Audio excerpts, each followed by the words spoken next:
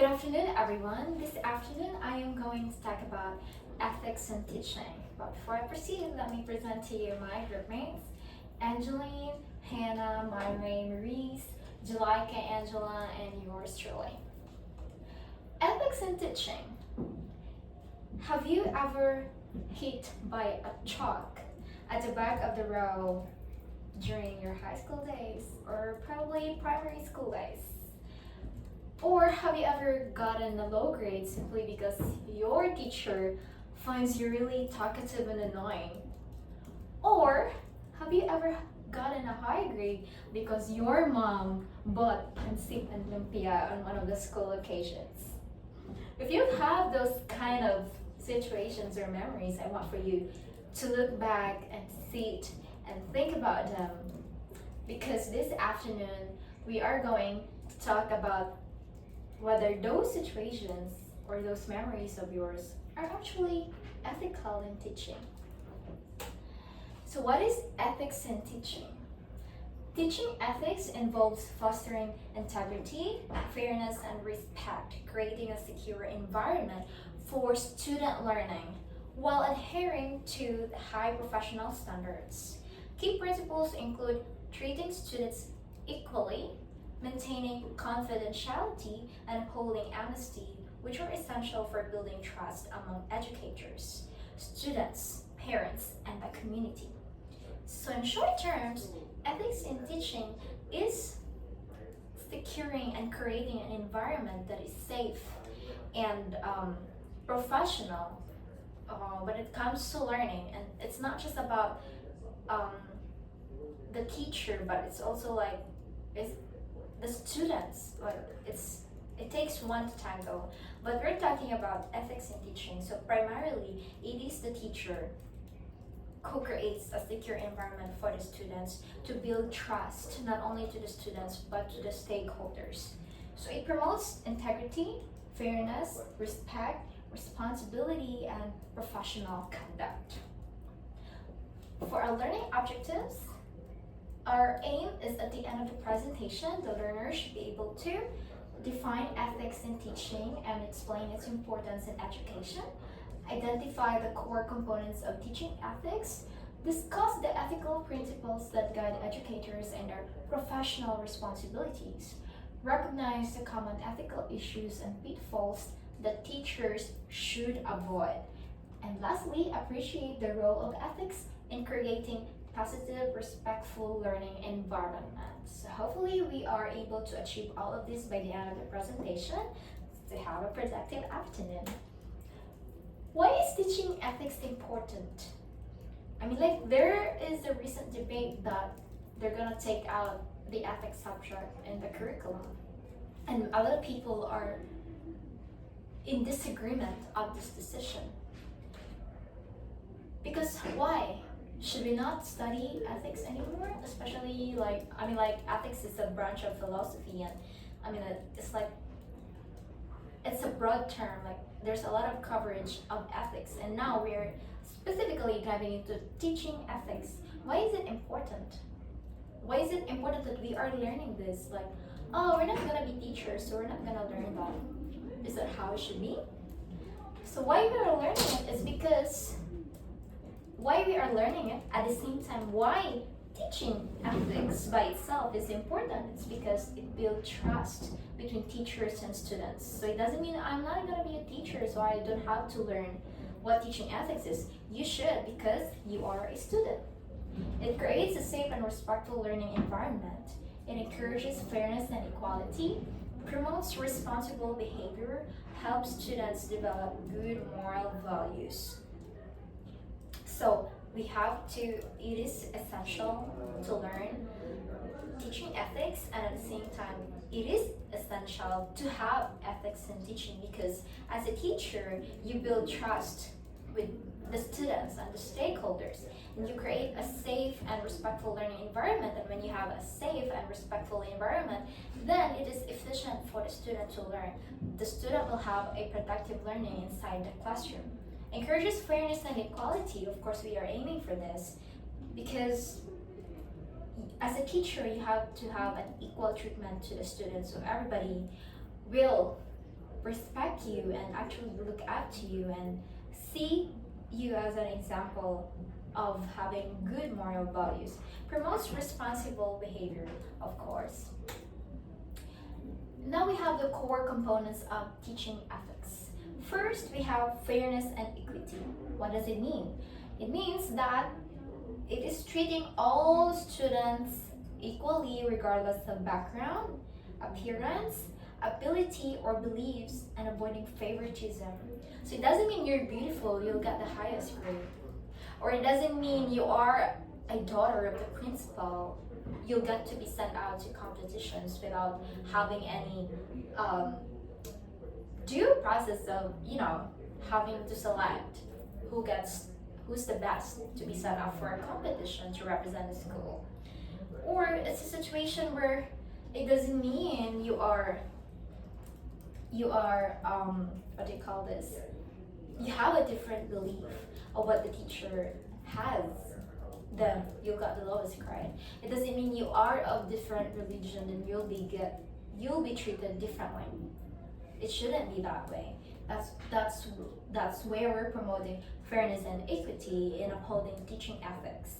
We also have integrity and honesty, acting with honor, avoiding immoral behavior, and maintaining high moral character in all interactions. So of course you have to be honest. As a teacher, you have to be true to yourself and true to your principles in teaching. We also have commitment to students, nurturing students, providing a safe and conducive learning environment, and protecting their freedom to learn. So teaching ethics not just for the sake of being good as a teacher. You have to actually commit to the students and go beyond and actually not just provide just enough for the student, but actually make it conducive and protect the freedom, the student's freedom to learn. Do you realize now how heavy being a teacher is, how big of a responsibility it is? The more and more responsibility to uphold ethics while teaching. We also have confidentiality. Respecting student privacy and managing personal information responsibly. As a teacher, you have the avenue to you have the data collection of your student, and doesn't mean you have access to students' personal information, and you are able to share it somewhere else. Maybe trade it for some information, some money, or I don't know what illegal things are happening. There might be, they call it as a black market. Confidentiality. So if you know the student's grades, you don't have the right to just share it with a class, with anybody, because that might hurt the student, or anything that's violating the student's privacy. So big no to that. We also have professionalism, maintaining respect for colleagues, seeking professional growth, and complying with laws and school policies. So it's not only about being professional with your students inside the classroom, but outside the classroom you're acting differently. So professionalism, it also has to do with how you deal with your colleagues, how you treat one another inside the school, not just in the classroom, not just with your students. And also seeking personal growth and complying with laws and school policies. Wearing probably the required uniform, school uniform, and being polite or courteous, or simply, greeting colleagues or students and being an example of good moral value. Benefits of teaching ethical. We have decision making, improved reasoning, analyzing ethical dilemmas, improves critical thinking, enhance empathy.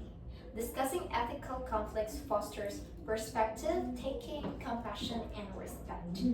Academic integrity. Addressing topics like plagiarism.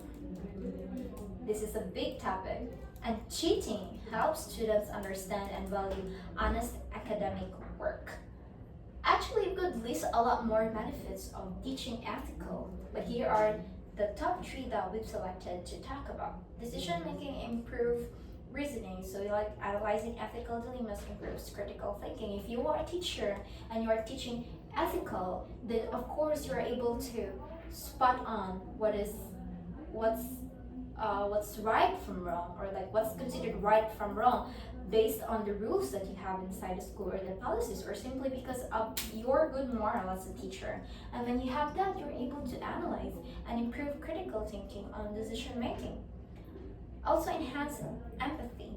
So discussing ethical conflicts fosters perspective taking, compassion, and respect. When as a teacher there's a situation happening in the classroom and you actually solve it with empathy and compassion and respect. So it's when you have the discernment to, in situations, things like that, you're able to enhance your empathy while you are teaching ethical. And also academic integrity. When you know, or like when you saw some output of the students with plagiarism or like dishonesty, of course you wouldn't turn a blind eye on that if you are teaching ethical. So you have to address it in an appropriate way, in a way that the student is not harmed or humiliated in any way. Ethical principles for educators: beneficence, acting in the best interest of the student; non-maleficence, doing no harm, including avoiding inappropriate corporal punishment. I don't know if you guys have still reached the time where like your hands are like, your teacher asks for your hands and you got hit on your hands because of, I don't know, maybe you don't have an assignment or you're late in class. I have experienced that early in my primary years. And yeah, teachers throwing chalks, throwing erasers, masking tape, which I can't forget. I was hit by a really thick masking tape on my neck. Well, it wasn't supposed to be for me, but it was about time when I was picking up my pen and I was like sitting up straight, and my classmate behind me was chewing bubble gum. So the teacher was like irritated by it, and she threw a masking tape, which is not supposed to be. Like it could injure the student, and I do believe it's not the right way to call out the student for chewing a bubble gum. So no, but I think it has changed now, and schools no longer do some punishments to the students, but they kind of do it in a more appropriate way where there's no violence or harm done to the student. There's also autonomy, respecting a student's right to their own beliefs and choices. Justice, ensuring fairness in evaluation and treatment.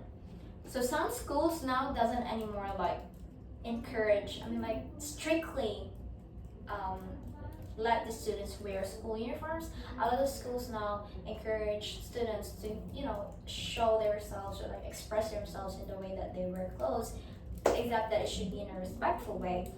And a lot of students now are,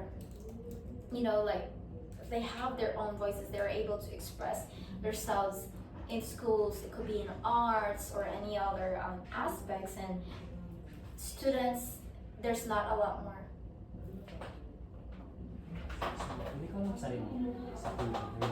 Oh, okay. So, Yes, ako sa Go. We also have autonomy, respecting a student's right to their own beliefs and choices, justice, ensuring fairness in evaluation and treatment. So, it doesn't mean you are a Cebuano studying in college in Luzon, you got to be treated differently because you are not Tagalog. Or if you're a Muslim and you are in a school where majority of the student is Catholic. So it's a very good thing that nowadays students doesn't get bullied for having their own beliefs and choices and where they're coming from. So it's more of a positive environment now where everyone is supported by everyone. And common pitfalls to avoid: ethical violations, engaging in bribery, corruption, or using a position to influence students ideologically; and professional conduct, misrepresenting qualifications or failing to give proper credit to colleagues; and conflict of interest, engaging in unfair commercial transactions or accepting favors that conflict with professional duty. So I have I have a friend in high school, and she failed her science class, and her science teacher is her mom's friend. So she was like, why did your teacher fail you? So she went to the school and brought her science teacher a lot of Filipino foods like lumpia, pancit, and stuff. So they were like having fiesta on the in the school. So like her teacher was kind of like stretching her grade up a little bit so she doesn't fail after that. So that's kind of like of interest. Just because her mom and her science teacher were friends, and her mom is giving giving like a feast in the school, and she was able to pass her grade. But I do ask her, did you really do well, or is it really your grade? Did you really fail it? And she said she was doing really well. And professional conduct, misrepresenting qualifications or failing to give proper credit to colleagues. I believe I don't have to explain more of that. And ethical violations, engaging in bribery, corruption, or using a position to influence students ideologically. This is a very horrible thing to do. In conclusion, ethics in teaching plays a vital role in shaping a positive, fair, and respectful learning environment. By practicing integrity, professionalism, fairness, and compassion, educators not only guide students academically but also influence their values and character. Upholding ethical principles helps build trust, promotes academic honesty, and ensures that students are treated with dignity and care. Through ethical teaching, educators become responsible role models who contribute to the growth of individuals and society as a whole. Thank you so much for listening up until this time, and for our activity, ethical principle matching. So we just simply have to match each ethical principle to its correct definition. Fairness and equity, integrity and honesty, commitment to students, confidentiality, professionalism, and here are the definitions. You just have to match them and put it on these boxes. Do you have any questions? If you do, feel free to comment down probably, or write it down somewhere and let us know so we're able to respond to it. Well, thank you very much. This should be all for this afternoon on Teaching Ethical. Thank you. Have a great day. Nice. And Nice. and